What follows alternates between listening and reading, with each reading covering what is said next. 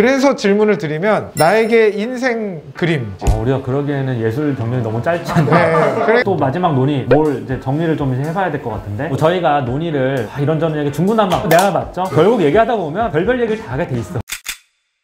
터보님이 처음에 미술에 대해서 터보님의 관심을 트리거한 거는 경제적 수단이 몇 프로고, 그리고 두 번째는 정말 감흥, 예술적인 감흥과 교감 이런 것들이 몇 프로 정도라고 보세요? 사실 제가 뭐 비싼 작품을 산 적도 없고 그렇게 주변에 있는 뭐 되게 크게 컬렉하시는 분들에 비하면 엄청난 뭐 컬렉션을 가지고 있는 것도 아니고 재밌어서 하는 거거든요. 미술 작품 보러 다니는 것도 재밌고 공부와 결합이 되면 또 이렇게 또 재밌는 지적 유의가 있을까? 제가 제 인생을 봤을 때 평생 즐길 만한 취미가 뭐가 있느냐를 생각을 해보면 아마 자동차는 좀 힘들 것 같아요. 와인이라든가 아니면 뭐 독서, 그 독서와 연결되어 있는 미술 이런 거는 이제 와이프랑 같이 할 수 있는 평생 좋은 취미가 아닌가 해서 관심을 좀 많이 가졌고요. 제 와이프가 미술을 되게 좋아해요. 원래 어릴 때 미술을 배웠었어요. 그림도 잘 그려요. 좋아해서 같이 즐길 수 있는 걸로 이제 접근을 했었고 직접적인 거는 우연히 만난 어떤 콜렉터분이 이거 해봐라 저거 해봐라 뭐 알려주셔서 처음에는 경제적 관심 때문에 생겼어요. 그게 한 80% 넘으셨겠군요. 맨 처음에. 네, 90%였어요. 재테크 수단으로 뭐 코인을 살 수도 있고 여러 가지 살 수도 있지만 진짜 이 작품이 되게 드라마틱하게 오르는 걸 보면서 근데 대부분의 작가는 안 오릅니다. 빵원입니다. 빵원. 아무거나 사면 안 돼요. 절대. 한마디 첨언을 또 하자면 요즘에 아트펀드니 뭐니 하면서 투자하셔라 펀드 만들어서 미술품 사서 수익을 내게 거의 99% 사기예요. 진짜.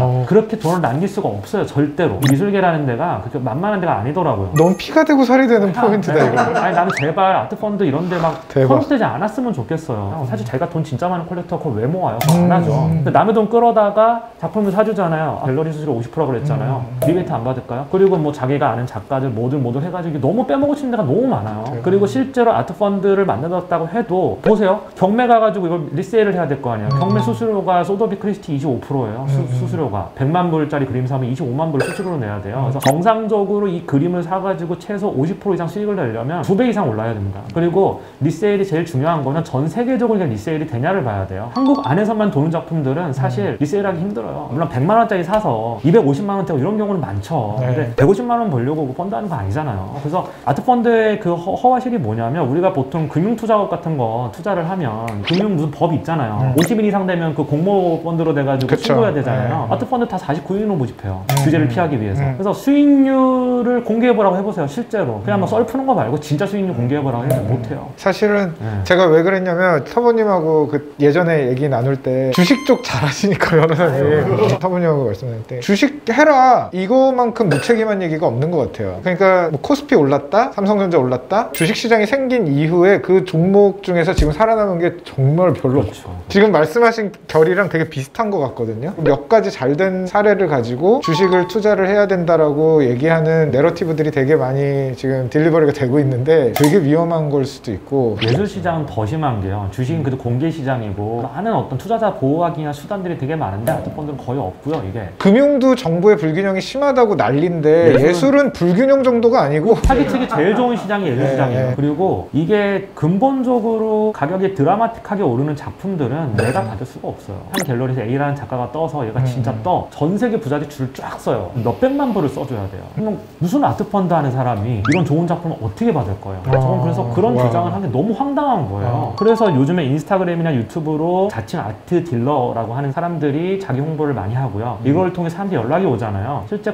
작품을 거래를 중개를 해준대요. 제가 들었던 사례들이 몇 개 있는데 1억에도 거래가 안 되는 작품을 4억에 팔았다 그러더라고요. 근데 예술은 이게 가능해요. 왜? 그 사람이 모르니까 이거. 근데 사실 이것도 집요하게 찾아보고 구글링 겁나 하고 작품 다 나와요. 구글링 해보세요. 다 나와요. 당할 수가 없는 건데 게으름 때문에 당해요. 보통. 그리고 문화예술이라고 하는 웹피는 좀 돈 많은 사람들이 허영심 부리기, 허영하기 좋은 아이템이잖아요. 내가 그냥 돈만 많은 쫄보 아니야. 난 문화예술도 되게 조예가 깊어 했을 때 이제 부자들이 눈을 돌린 게 결국 미술이란 말이에요. 그렇게 봤을 때 이 사람들의 문화적 허영심을 건드려서 가장 눈탱이 쳐서 파란 것이 또 미술이에요. 시장에 위작도 되게 많습니다. 그래서 제가 봤던 그 이 시장의 그게 정말 투명하지가 않아. 미술계 안에 있는 분들도 이런 얘기를 되게 많이 해요. 사기꾼 천지라고 정말 너무 많은 얘기를 해줘요. 저는 슈퍼카 시장보다 더 심하다고. 아예 비교도 안 돼요. 부동산 아예 비교도 안 돼요. 부동산은 예를 들어서 110억짜리 건물을 115억에 눈탱이 쳐서 파는 건데 이거는 이거는 그냥 빵원짜리를 이렇게 판다니까요. 가격은 매기기 나름이니까. 근데 부동산은 그게 안 되잖아요. 차도 공산품이기 때문에 뭐 시세가 3억이야. 3억 3천에 팔 수도 있죠. 근데 이런 개념이 아니에요.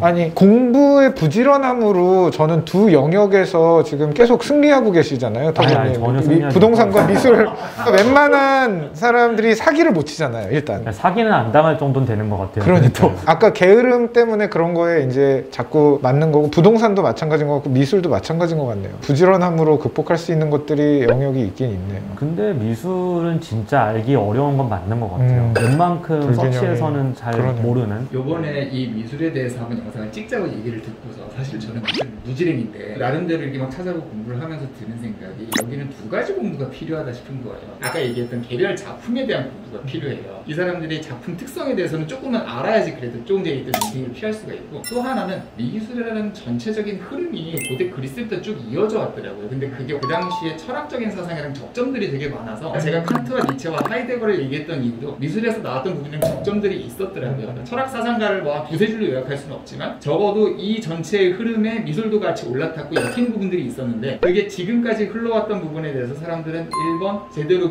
접할 기회가 많지 않았고 두 번째 배워도 내가 당장 먹고 사는 거랑 좀 관련이 없다 생각하면 등한시하기 때문에 결과적으로 아 나 몰라 이렇게 되는 거고요. 잘 모르겠다는데 해보니까 이게 그냥 미술만의 흐름이 아니라 지금까지 사회가 흘러왔던 거랑 점점이 있다 보니까 적어도 제가 아는 만큼은 조금만 더 보면 인생을 만든 건 피할 수 있고 이 전체적인 흐름을 알고 나면 그 다음부터는 어디로 가야 하는가에 대한 생각이 잡히니까 그리고 이번 영상이 약간 디딤돌이 됐으면 좋겠다 이러면서 이제 오게 됐었어요. 물론 저는 이제 미술을 바라보는 관점이 뭐 돈을 정말 많이 벌어서 좋은 작품들을 많이 살 수 있으면 더 좋겠지만 미술 제가 하고 있는 것도 아니고 저는 진짜 피레미 오브 발톱이 떼거든요. 제가 미술을 그냥 나름 공부도 하고 책도 찾아보고 전시도 다니고 갤러리도 다니면서 어떤 식으로 이걸 해야 될까? 첫 번째 이런 게 있었어요. 미술에 관심을 가지면서 파나도 좀 사고 작품도 뭐 아주 비싼 건 아니지만 좀 사고 선택도 막 해보고 하면서 첫 번째 어떻게 보면 제일 비싸고 제일 거품이 많이 낀 것들이 작품 가격이라고 저는 생각을 하는데 여기는 내가 마음 놓고 뛰어놀 수 있는 시장이 아니구나. 너무 비싸구나. 요즘에 GD가 샀다고 하는 조지콘도 그것도 300만 불, 400만 불. 그리고 미술계에 또 유명한 격언 같은 게 있어요. 이런 얘기 좀 그렇죠. GD가 와도 돈이 부족함을 느낀다. 너무 부자들이 많으니까. 왜냐 전 세계 부자들하고 경쟁해야 되는 게 미술 시장이거든. 내가 한국에 있는 작가만 살 거 아니잖아요. 한국에 정말 신인 작가 후원해주는 마음으로 사는 거는 정말 너무 좋은 마음이고 우리나라 예술계 발전의 어떤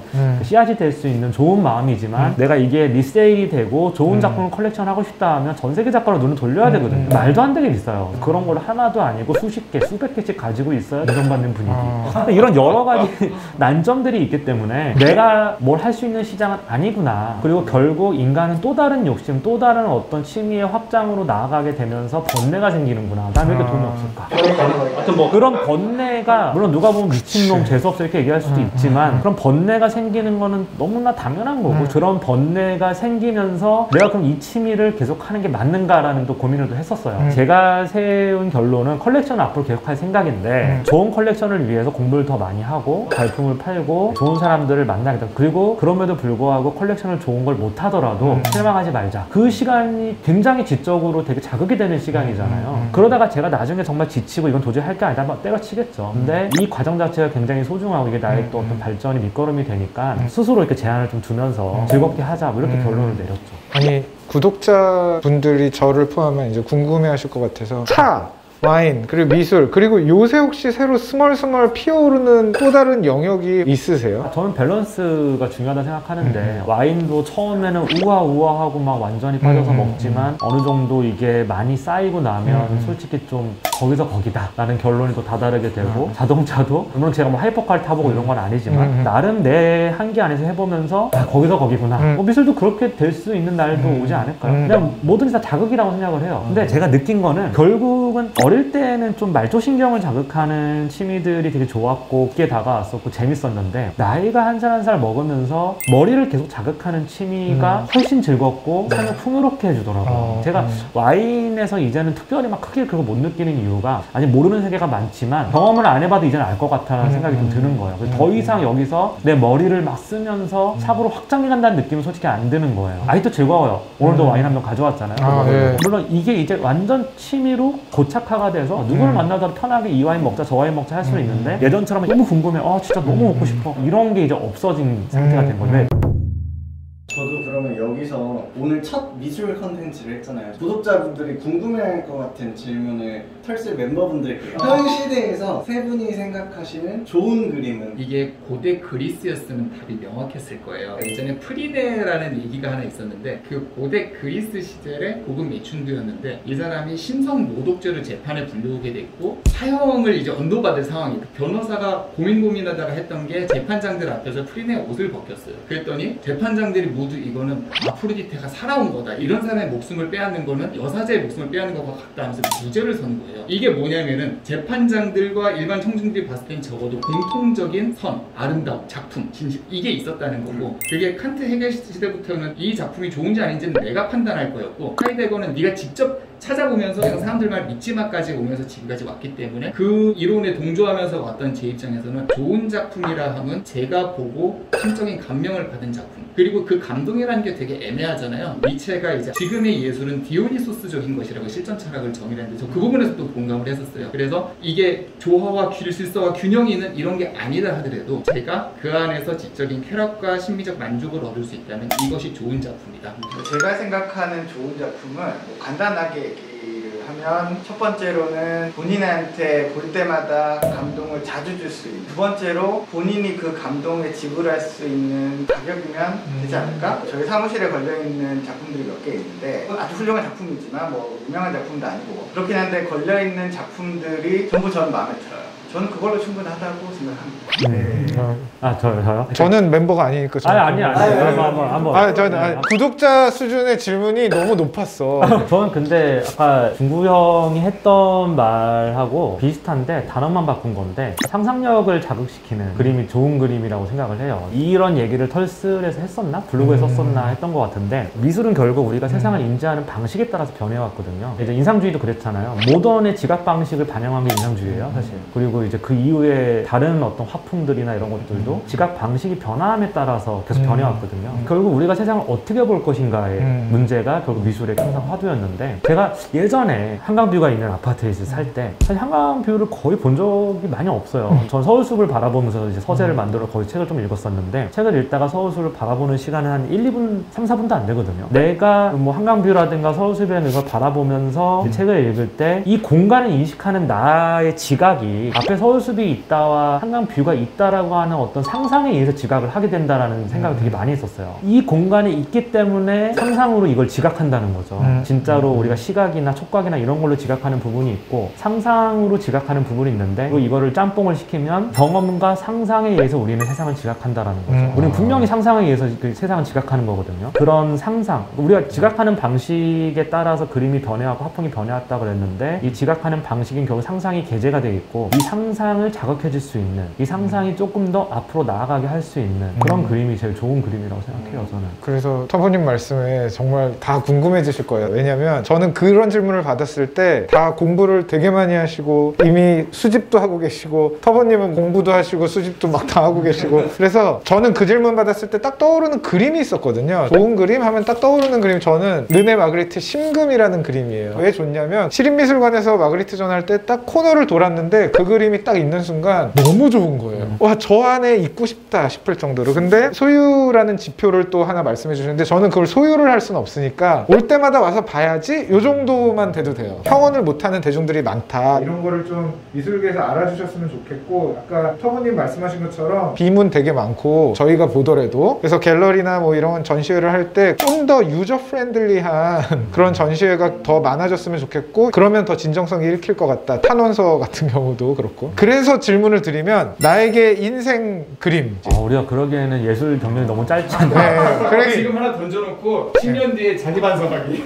이렇게 하세요. 이 질문을 했을 때 지금의 시각에서 갖고 있는 세계관으로 봤을 때 이 그림이 되게 인상적이었다. 네, 이런 거 정도는 왜냐면 유튜브를 보잖아요. 제가 터보님 채널을 보면은 원더엑스님이나 변호사님이나 뭐 말씀하실 때 모르는 단어가 나오거나 그러면은 쳐보거든요. 근데 이 미술 영상은 쳐볼 수 있는 것들이 되게 많을 것 같아요. 저는 한국 작가 중에서 진짜 원래 사람이 아무것도 아무것도 모르고 처음 할 때는 그게 좋아 보이잖아요. 제가 김한기 자서전을 읽고 부암동 황기미술관을 갔는데 그 유니버스가 딱 걸려 있었어요. 그게 이제 크리스티 경매에서 150억 정도에 팔렸어요. 한국 작가로는 최고가에 팔린 거고요. 층고 되게 높은데 딱 두 개가 걸려 있는데 진짜 그거를 보면서 우주의 별빛들을 바라보고 있는 느낌이 들었어요. 김한기가 미국에서 한국에 두고 온 사람들을 그리워하고 가슴 아파하면서 점을 하나하나 찍은 거거든요. 점 하나하나가 그리운 사람 한 명 한 명이었어요. 굉장히 힘든 과정을 통해서 창작을 했는데 김한기 인생에서의 어떤 맥락과 별도로 그걸 딱 봤는데 와 진짜 밤하늘에 별이 떠 있는 것 같은 느낌이 드는 거예요. 물론 이게 제가 자서전 읽고 가서 더 그렇게 느껴질 수도 있지만 저는 사실 그림을 보고 외우 이거 미친 거 아니야? 외우러 이렇게 생각했는데 그 그림을 보면서 북받쳐 오르는 걸 느꼈어요. 한국 작가로 보면 그 작품이 제일 기억에 남고 또 하나는 역사를 잘은 모르지만 프랑스 혁명사를 재밌게 공부를 했었어요. 옛날에 어렸을 때 프랑스 혁명사에 대해서 굉장히 관심을 갖고 봤었는데 루브르 박물관에 진짜 기억에 남았던 그림 우리가 아까 전에 뭐 낭만주의적 그런 관념을 좀 비판했지만 블라크루아의 민중을 이끄는 자유의 여신 그게 진짜 낭만주의 화풍의 절정을 보여준 그림이잖아요. 그리고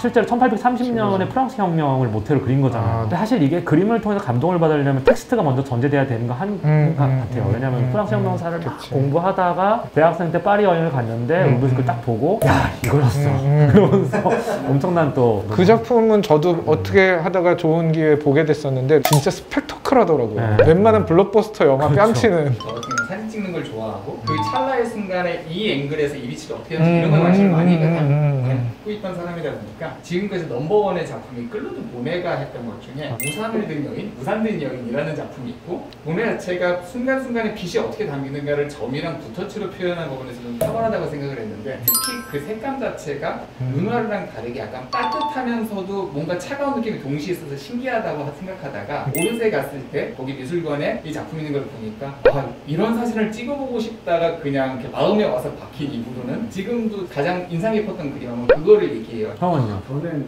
이렇게 쭉 생각을 해봤는데 엄청나게 이렇게 딱 와닿는 기억나는 작품은 없는 것 같아요. 비슷한 맥락이긴 한데 저도 뭐 말은 이렇게 했지만 고전주의나 이런 쪽에 형태가 살아있는 그다음에 아주 훌륭했던 작품들이 우리나라에서는 전시회에서는 많이 못 봤고 미국의 이제 트로폴리탄 가가지고 거기는 그런 작품이 널려 있더라고요. 그때 그냥 단체로 많이 감동받은 것 같습니다. 그리고 아까 터보님 김한기 님이 정말 너무 대가신데 부끄럽게도 저는 방탄소년단 RM이 좋아한다는 뉴스를 보고 그 그림은 너무 많이 봤지만 그 유니버스라는 작품은 저도 그냥 인터넷에서만 보게 됐는데 한번 진짜 꼭 보고 싶네요. 그게 안타까운 게 부암동의 황기미술관이 김한기 화가의 부인이었던 김양한 여사가 김한기 화가가 죽은 다음에 1970년대 죽었어요. 침대에서 떨어져가지고 수술 받고 되게 운이 안 좋게 돌아가셨는데 한국에 와서 이제 세운 게 부암동에 있는 황기미술관이에요. 그래서 당시에 이제 수집했던 거 막 기증도 받고 해가지고 힘겹게 이렇게 세웠는데 왜 그걸 팔았는지 모르겠는데 어쨌든 황기미술관에 있던 그림이 크리스티 경매에 팔렸잖아요. 다시는 아마 그렇겠네요. 김한기 작가가 사실 한국 수상미술에서는 가장 선구자였고 빼놓을 수 없는 사람인데 그런 좋은 작품들은 진짜 좀 누구나 액세스할 수 있는 곳에 있으면 참 좋겠는데 이런 것도 좀 문화가 다른 것 같아요. 제가 최근에 또 미술책 관련된 걸 많이 읽다 보니까 해외 미술관 소개들을 해준 책들을 좀 읽고 있었어요. 한국에는 이게 좀 대기업 위주로 리움 미술관이라든가 갤러리들은 이제 대기업은 아니지만 옛날부터 해오신 분들이 이렇게 꽉 잡고 있는데 한국의 미술관은 공공주도로 시립미술관, 현대미술관, 삼성에서 하고 있는 리움미술관 외국 같은 경우도 물론 뭐 사업하시는 분들이 이제 큰 돈을 벌어서 평생 컬렉션한 걸 기부하면 그게 지역 미술관이 되고 뭐 이런 게 많은데 진짜 유럽은 그게 엄청 많더라고요. 독일로 치면 뭐 지멘스 회장이 하는 뭐 이런 게 아니더라도 우리나라로 치면 그냥 중견기업 회장이에요. 평생 모은 거를 기부해서 지역 미술관 만들고 이런 것들이 유럽은 진짜 많더라고요. 한국은 그런 게 좀 없는 게 그게 자연스럽게 좀 됐으면 좋겠는데 한국에서는 일단 돈 많으신 분들이 수집을 일단 하면 안 풀어요. 수장고에 가서 나오질 않아요. 생각으로. 김한기님의 작품이 되게 조그만 스케치하는 거 있잖아요. 큰 작품 만들기 전에 하시는 거 그거가 되게 많이 있는 옛돌 박물관이라는 곳에 제가 평생 회원을 했어요. 개인이 하시는 건데 자기 소장한 거를 하셨는데 그게 진짜 몇 군데 없더라고요. 네. 리움처럼 어마어마한 컬렉션을 시스템을 가지고 있는 곳도 잘 안 바꾸잖아요, 작품. 예술 부흥을 위해서 조금 더 적극적으로 할 수 있는데 굳이 할 필요성을 못 느끼니까 안 하는 거거든요. 안타까운 것 같아요. 토양 자체가 좀 척박하다. 또 마지막 논의, 뭘 이제 정리를 좀 해봐야 될 것 같은데, 뭐 저희가 논의를 이런저런 얘기 중구난방 내가 봤죠? 결국 얘기하다 보면 별별 얘기를 다 하게 돼 있어. 어쨌든 오늘 한 얘기를 좀 정리를 하자면, 작가의 신체성과 저자성, 작가가 직접 물리적 실행을 한 것이 작가의 어떤 그 작품인 거를 보증해 줄 수 있느냐, 이런 문제부터 시작을 해서 조용남 사건도 나왔고 여러 가지 얘기들을 했잖아요. 오늘 어떠셨어요? 조용남 사건만 놓고 봤을 때는 우리나라 미술계 플러스 그 주변계에 낱낱이 많이 드러났다는 생각을 했었어요. 이게 미술계 안에서 이슈가 연결되지 못하고 법원으로 간 것도 그렇지만 그 이후에 있어서도 대부분의 미술가들은 그냥 비평일세계, 그것도 논리적 비평보다는 내가 굉장히 기분이 나빠졌어, 어떻게 감이라는 식의 글들이 나오고, 거기에 대한 반대 입장을 택한 사람들은 굉장히 소수였어요. 그 누구누구까지 싸잡아서 감히 그런 얘기를 하다니 식으로 흘러갔고, 거기에 대해서 언론이 균형 있는 얘기를 하지 않았고 일반 대중은 여기에 대해서 알지를 못했어요. 어찌 보면 미술계 인사이더와 아웃라이어들, 그리고 그걸 바라보는 대중들의 입장들이 다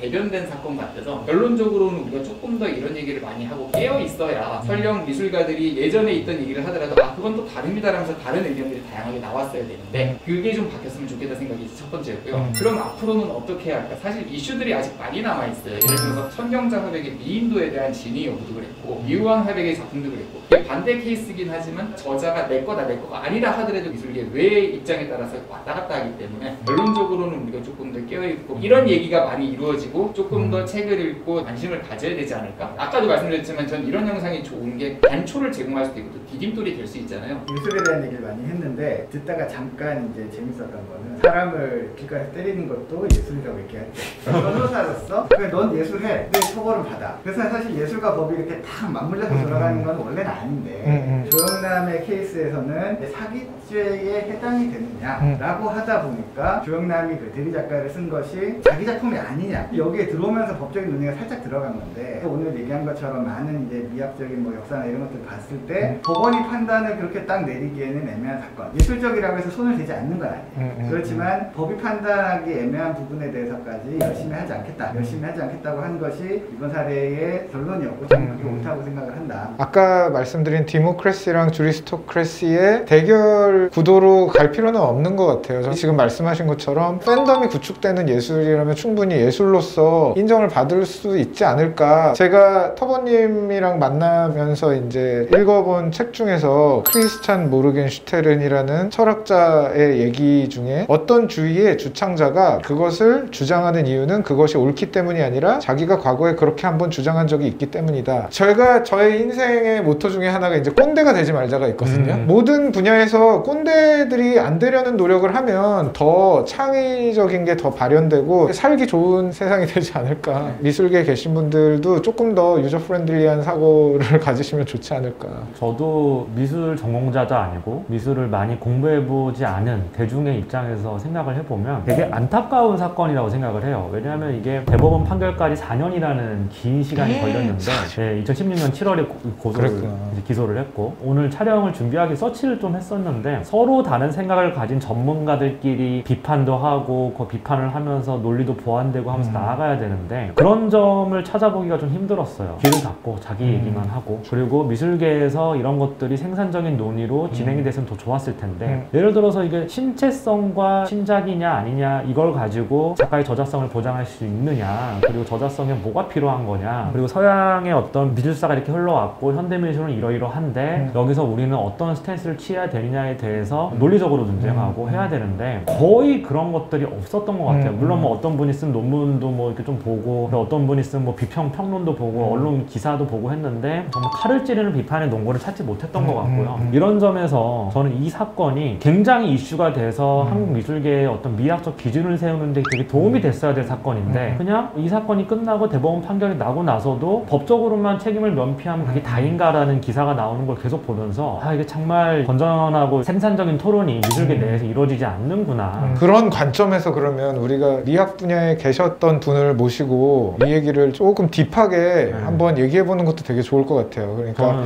이분이 유튜브 생태계에서는 아직 얘기를 하신 적이 없는 것 같고, 다른 주제들 말고 최근에 이 미학 관련돼서는 얘기하신 적이 없으니까 한번 모셔서 얘기해봐도 좋을 것 같고. 정말 언제든지 환영입니다. 제가 너무 지식이 짧아서 제가 뭐 이야기를 뭐 할 수 오늘 있지. 정말 빙산의 일각 보여주셨지만 이게 전부예요 사실. 제가 알고 있는 거를. 어쨌든 오늘 진짜 즐거웠어요. 저는 진짜 유튜브를 하면서 제일 즐거운 게 이런 거 촬영할 때가 제일 즐거워요. 남의 얘기도 듣고 생각하고 내가 정리해온 것도 있고 계속 그 생각하면서 또 확장되고 또 돌아가면 또 생각해보고 영상 또 올라오면 또 생각해보고 이러면서 내 생각도 정리가 되고 유튜브에 정말 크리에이터 입장에서 봤을 때는 이게 정말 순기능이구나. 왜냐하면 이제 저는 아직 유튜브 돈을 별로 못 벌고 있기 때문에 어쨌든 이렇게 또 모여서 컨텐츠를 만든다는 명목으로 모여서 정말 술 한 잔 없이 물 요거 한 잔 마시면서 이렇게 얘기할 수 있는 남자들끼리 모여서 이게 정말 유튜브의 순기능이구나. 가능하긴 한 거. 약간 변태 같은. 술을 가지고. 네, 그래서 정말 즐거웠고요. 그리고 이 주제에 대해서 더 확장할 수 있는 논의를 하기 위해서 뭐 저는 사실 되게 피렘이니까 그런 쪽으로 지식이 정말 많고 뭐 그런 분이 계시면 정말 좋을 것 같아요. 한번 모셔보겠습니다. 네, 사실 좋을 이분이 것 다른 주제 가지고 많이 얘기하셨는데 이분은 원래 그런 주제들보단 이런 얘기를 해보고 싶으신 것 같아요. 그래서 네, 한번 네. 터보님하고도 제 소개를 수준이 시켜드리고 그리고 진짜요? 되게 안꼰 되시고 하니까 네, 잘 한번 다 같이 얘기 나눠보면 좋을 것 같습니다. 네. 그러면 약간 끝나고 또 네, 오늘 즐거웠습니다. 고맙습니다.